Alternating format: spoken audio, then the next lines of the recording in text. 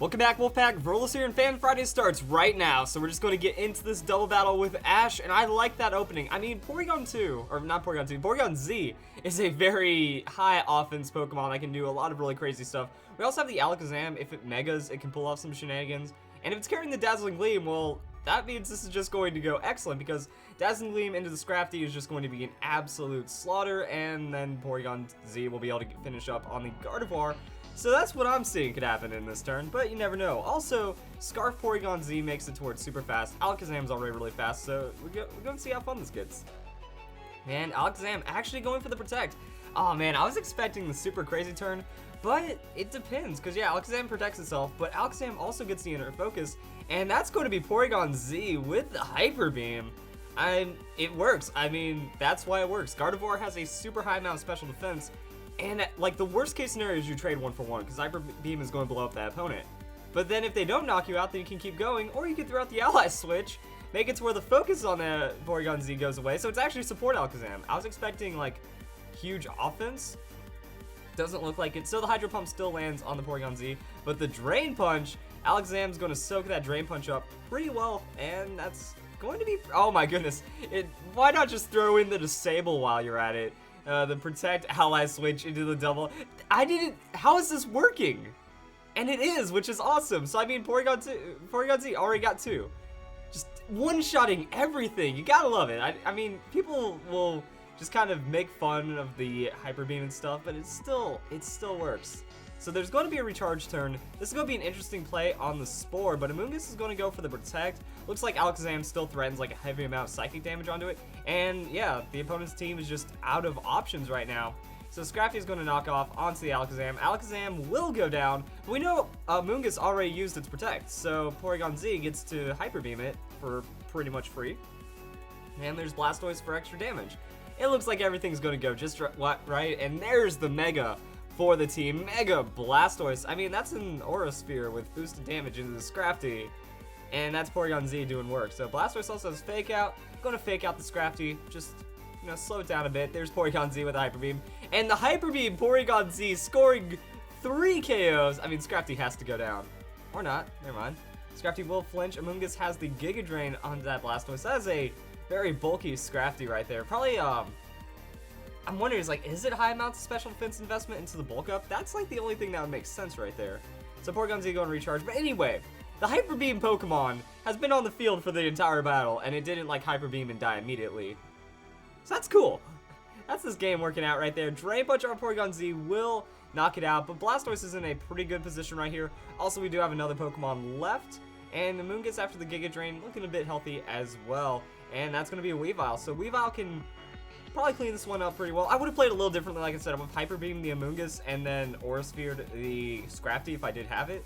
That's going to be the Protect right there. Weavile's got Fake Out. Going to Fake Out onto the Scrafty, and it looks like we can power the opponent down just like that.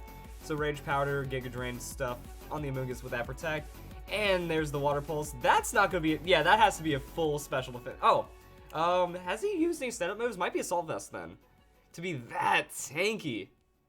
Weavile's got the Icicle Crash. Well, good thing that Amoonguss is making it to where all the attacks are hitting it regardless. That's going to be super effective destruction, and Amoonguss goes down. And we pretty much know how the rest of this battle is going to go. Weavile takes a little bit of Life Orb. All we have to do is wait for Blastoise's move, and Scrafty won't be able to survive it. So we're down pretty well. Now I want to see, we have another battle submitted. Let's get right to that. Ooh, and we got a bit different of a team setup right here. Is Politoed gonna like Rain Boost for the Blastoise after the Crobat support? And then suddenly Porygon Z appears and just like blows up the last Pokemon or two that the opponent has. That could work out. So it's going to be Rotom Togekiss. That's nasty. That's absolute filth opening right there, honestly, because Togekiss has ridiculous amounts of status and shutdown. The Rotom is beyond tanky, especially against this team. It doesn't look like there's too much I could absolutely knock it out. So you're going to go for the Fake Out onto the Rotom, removing that Thunderbolt threat, and Crobat's going to Tailwind to make it faster than anything else. And now we get to see Thunder Wave something. Oh, nasty plot Togekiss. The opponent mixing it up right there. I don't think that's going to work too well then, because yeah, with that turn of setup. Okay, Crobat's switching out. That's going to be the switch into the Politoed. And then you just go for the Water Spout, I'd imagine. Even with the Rotom on the field, because Blastoise is still tanky enough. or maybe you just, I don't know. It's gonna be an interesting little turn right here. There's the water spout. So you just throw it out anyways. Tailwind's gonna make Blastoise super fast. Togekiss gets one shot. Rotom on that resist takes a little less than half, so about 45% of its health. And then Rotom has the Thunder Wave, so doesn't have much else. And I guess he didn't expect the Politoed switch in, because yeah, that turned it into absurd amounts of damage. In comes the Metagross. I mean, you don't even get to priority bullet punch it for too much, so it's going to Mega and then die to the Water Spout, and then Politoed probably has enough damage to finish off the Rotom. Rotom doesn't get to do much, like he can hurt Blastoise afterwards, or Politoed's going to go for the Helping Hand, and then everything dies forever. I like this strategy as well.